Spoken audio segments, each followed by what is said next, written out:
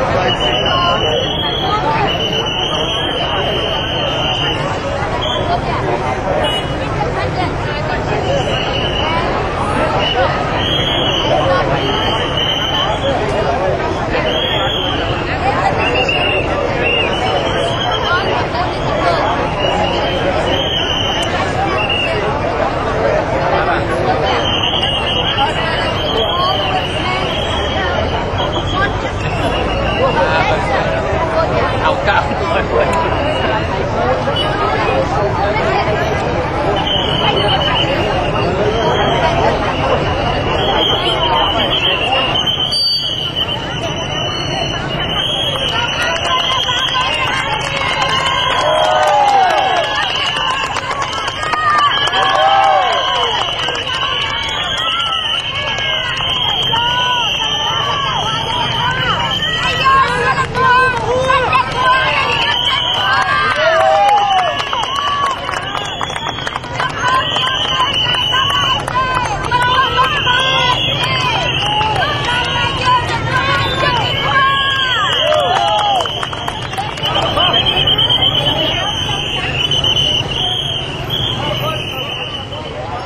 ស្រីមូសុខួរបានដាក់ពាក្យបណ្ដឹងទៅសាលារាជធានីភ្នំពេញប្តឹងលោកហ៊ុនសែននាយករដ្ឋមន្ត្រីកម្ពុជាពីបទបរិហាកេរ្តិ៍កាលពីថ្ងៃទី24ខែមេសាឆ្នាំ2009ប៉ុន្តែពាក្យបណ្ដឹងរបស់លោកស្រីមូសុខួរមិនត្រូវបានតុលាការចាត់ការឡើយដោយតុលាការសំអាងថាមិនមានបន្ទុកសម្រាប់ចោទប្រកាន់លោកហ៊ុនសែនដោយសារប្រព័ន្ធតុលាការមិនឯករាជ្យស្ថិតនៅក្រោមឥទ្ធិពលនយោបាយនៃគណៈបកគ្រប់គ្រងអំណាចដូច្នេះហើយលោកស្រីមូសុខួរបានដើរចូលទៅកាន់បន្ទប់សវនកម្មដោយខ្លួនឯងគឺពុំមានមេធាវីការពារក្តីឲ្យលោកស្រីឡើយពីព្រោះនៅប្រទេសកម្ពុជាពុំមានមេធាវីណាហ៊ានការពារក្តីលើសំណុំរឿងរបស់លោកស្រីឡើយដោយសារខ្លាចសម្ពាធនយោបាយពីគណៈបកគ្រប់គ្រងអំណាចបច្ចុប្បន្ន